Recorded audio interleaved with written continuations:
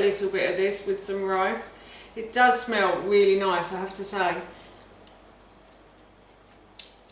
Oh, I'm going to have that prawn. Where are you? There you are. Oh, that's delicious. That's really nice.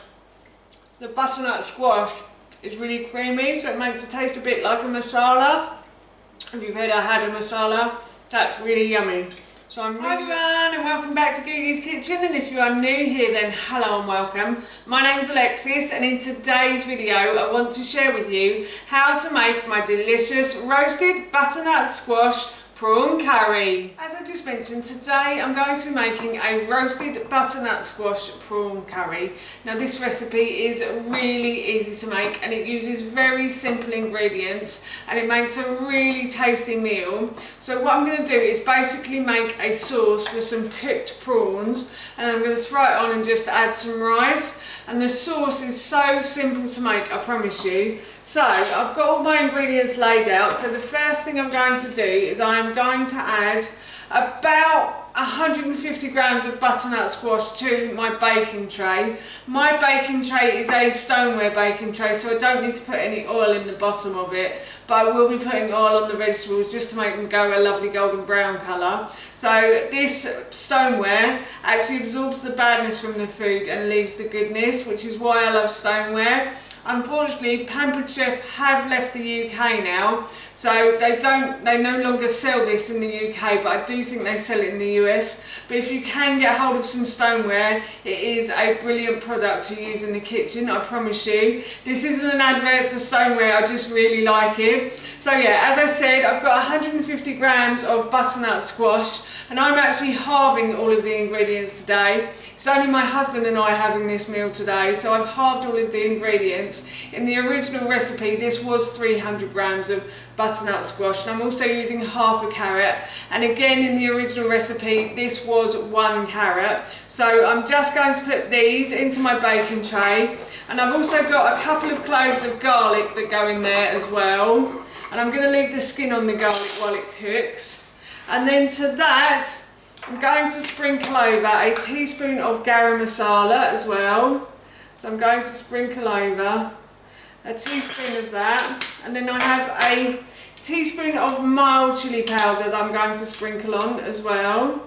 So I'm just going to sprinkle that over.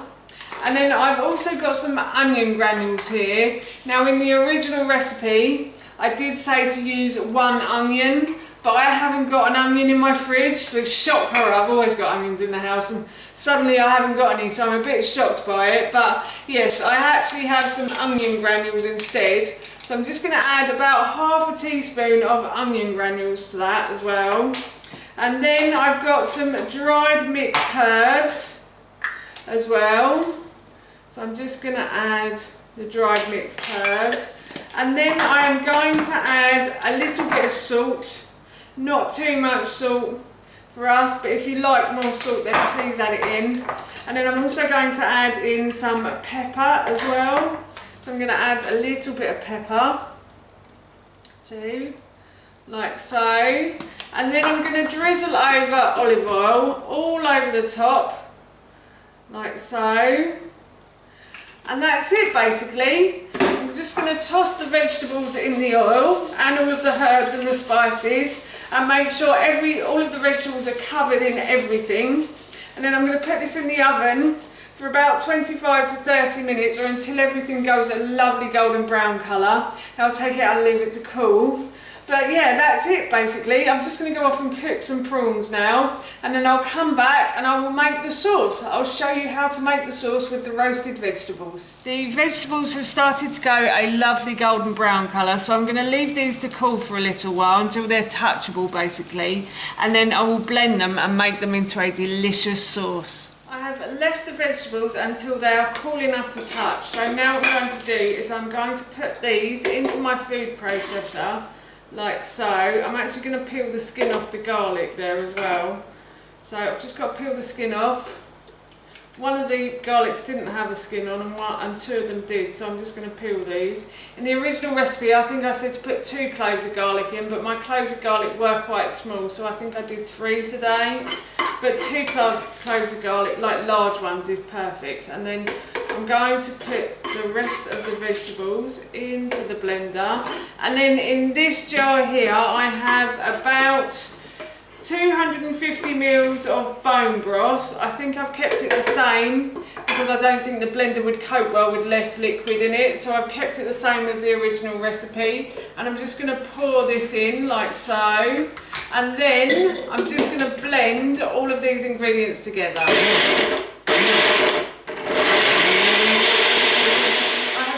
The sauce until it is smooth, so I'm going to put this on the hob now and heat it through, and then I'll add my prawns in, and I'm just cooking my rice as well at the moment, so I will add everything together and then I will come back and taste it. It smells really nice, I have to say. And I also want to say that if you did want to make this sauce in advance, then you can do. All the ingredients in here are freezable, so you could make this in a week in advance or 2 weeks in advance, and then just freeze it, and then when you want to eat it, all you have to do is take it out of the freezer, cook your prawns, or if you've already got cooked prawns, all you have to do is add it to the warmed sauce, and that's it. That's dinner done with some rice or some quinoa or some couscous. Honestly, it's really delicious, and as I said, it smells so good. I'm really looking forward to trying it. That's our lunch done. So what I did was I just heated through the sauce on the hob and then just added in the cooked prawns that I cooked off earlier while the others were cooking, and I'm just going to try a little bit of this with some rice. It does smell really nice, I have to say. Oh, I'm going to have that prawn. Where are you? There you are. Oh, that's delicious. That's really nice. The butternut squash is really creamy, so it makes it taste a bit like a masala. If you've heard I had a masala, that's really yummy. So I'm really looking forward to that for our lunch today. So that's my lunch done. That's how you make my delicious roasted butternut squash prawn curry, and that recipe I will link in the description box below for you. As I mentioned earlier, we're going to be having this for our lunch today, and it smelled and tasted so good, I can't wait. So for now, that's it from me. Thank you so much for watching. Please feel free to give me a big thumbs up if you enjoyed this video, and please feel free to leave any comments below, and please don't forget to hit that subscribe button. See you all soon. Bye.